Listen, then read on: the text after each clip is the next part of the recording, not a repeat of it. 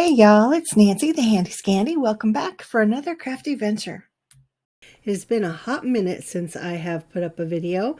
I've been very sick, and I thank you for your patience. But today we have a quick and relatively simple last minute gift giving idea. So you can see all of the items on the screen, all the products that I've used in this particular project. But I saw this, it was inspired by something that I saw on Instagram, and I just kind of winged it, if you will. So I have used the stitched, wait a minute, what are they called? Pierced and stitched circle dies, and I used the 3.5 inch die. And I have several solid white circles, and then you can see I've used the pattern paper as well. And it's the Blurry Flurries paper pad is what I used. And I'm just hand cutting, just like rolling hills, if you will, and trying to fix up some of those not so even hills, and just kind of looking at both sides and sizing them up and seeing which ones I like the best, and gluing that kind of stormy winter sky to the top, and then the bottom of the white circle of course becomes the snowy hill. So you can do this in any size circle that you want, and it doesn't have to be a circle. It can be a square, it can be a hexagon. You know, you do what you want to do, and just adjust the sizes and things. And you know, you might have to do a little bit of math, but it works out in the end. Now I have these strips cut, and these will ultimately be the base that kind of creates the rocker. They are 1 inch wide, and these are cut at about 7 inches long. Again, you size up what you need. I would say make it longer rather than shorter, and you can always trim it down if you need to.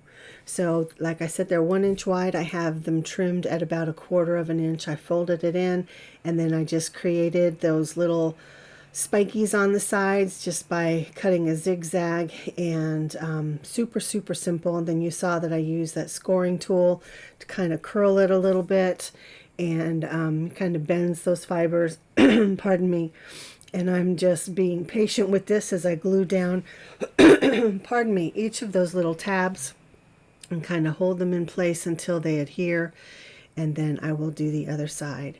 Now the half circles that I stamped on, those will become the front of the ornament, and it'll all make sense as it comes together.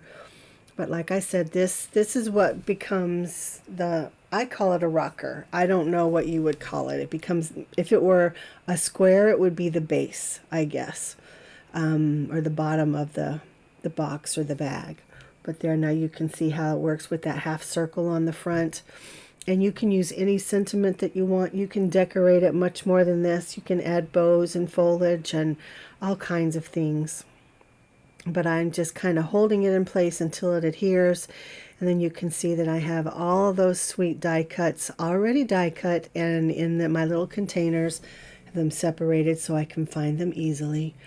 And again, I had all of my products on at the very beginning, and they will be linked and listed downstairs in the description box, so you can find them pretty easily. But again, you can use anything. It doesn't have to be a winter scene. It can be a snowman. You can stamp something out and fussy cut it out. Snowmen are relatively easy to fussy cut. You know, they're just circles, really. You know, and again, it can be whatever you want. It can be a poinsettia. It can These are just suggestions, if you will. So I'm just kind of pulling things out of my little bin there that just kind of please me in the moment. I don't have a plan. I'm just pulling it together. Now, for whatever reason, I wanted that flagpole. I don't know why I felt like that flagpole needed to be part of my little winter scene, but there it is. It was part of the die set that I think is great. And so it's just, I don't know, there are a lot of elements in that particular die set. That's the Slimline Scenic Countryside die set.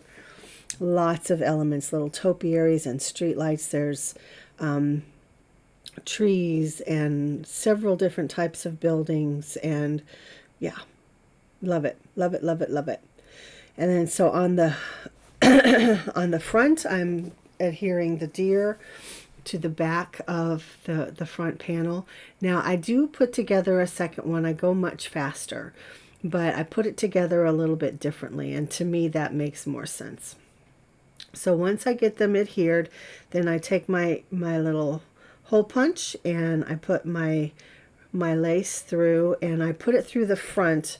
That way it creates that nice little loop on the front. There we go. I don't think either side of this kind of tag holder looks bad. I just prefer that. It kind of looks like a necktie to me. And then I put a tie at the top. And again, you can do those however you want. And they're super, super cute. Now I have these nuggets, these little chocolate nugget candies. Excuse me. And I'm just quickly adhering a little strip of paper to coordinate with whatever pattern paper I put on the back of the ornament. And so they are 1 inch by 3 inches. So if you cut your pattern paper into 1 inch strips, because it's a 6 by 6 pattern paper, then you cut that 6 inch strip in half, and then you've got 2 strips for 2 pieces of candy. Pardon me. And it's very simple. You can see I'm not going to any trouble. It just coordinates those little candies with the package that you put them into. That's all. And I thought 3 would be enough, but truly they hold 4. And so I went back and I did 1 more. And again, depending on the size, it can hold however much you want to put in there. But look how adorable that is. You can see it sitting there on the right. Now here's where I slow it down a little bit to show you how I made kind of those saw teeth little tabs. And I'm literally just cutting in and out, kind of like a fishtail banner, how we would cut those ends, similar to that. And I do it down both sides. And then again, I take that that score tool and I just curve that paper a little bit, just kind of bend it and break down those fibers some. And here is where, like I said, I did this one a little bit different in terms of gluing on the scene.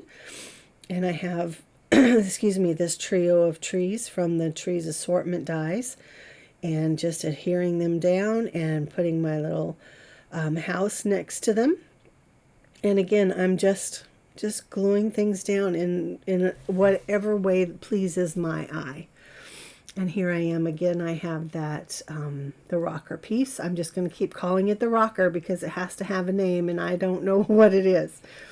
Now these were a little bit long. I think these were closer to 7 inches, so I did have to trim them down so that they would fit my my particular project. But again, you know, if you have to trim, that's okay. Numbers are hard for me. Math is not easy, but you know, I wing it a lot and things tend to work out. And just like I adhered my scene to the background, I'm adhering the scene to the foreground as well before I actually adhere it to the rocker. So I feel like that went so much smoother. And I'm teaching myself how to do this as I go. This is not something I've done before, but we're working it out. So again, I take my hole punch to create that hole. Now if you have grommets and you wanted to put a little grommet in there, you certainly could do that. Because if your candy gets heavy, I guess in theory it could pull the paper, but I've used the sturdy cardstock, and there I added that little trim. And again, you could put extra little tags on there, you could put charms, you could put pretty much whatever you want. But these are just simple little last minute gifts, especially like I'm thinking for the office. You know, maybe I'll take them to work and be simple little gifts, just something thoughtful, letting them know that I thought of them. But, you know, at work, we're not allowed to give expensive gifts and things like that. There's always a dollar limit. And so I think this is kind of thoughtful. But there it is with the candy in it. And then I have the blue one and 2 purples. And I think they're just adorable. And again, you could adhere whatever you want to the front. You could decorate it up. But there you can see down inside. They're not huge, but they're just cute, and they hold just enough to be like a thinking of you gift. So this was the first one that we put together, and you can kind of see down inside. I have like some sticky things on the back there, but they wiped right off. And this was the first one I made, and the rocker was a little too small. I think it was only like a 4-inch strip. So you can see it doesn't go up near as high on the sides, but it's holding those 4 pieces of candy just fine. So I had a good time with this. Yeah, it was fun to find inspiration on Instagram and then be able to actually make it into projects. Now, of course, you can use any of the amazing Whimsy products that you might already have in your stash, but truly you can use anything that you have in your stash. Make it your own, get creative, have fun, and let me see what you end up making.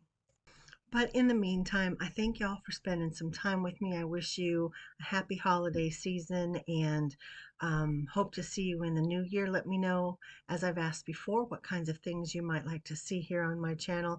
And until then, y'all, this is Nancy, the Handy Scandy, and I'm out. Mwah!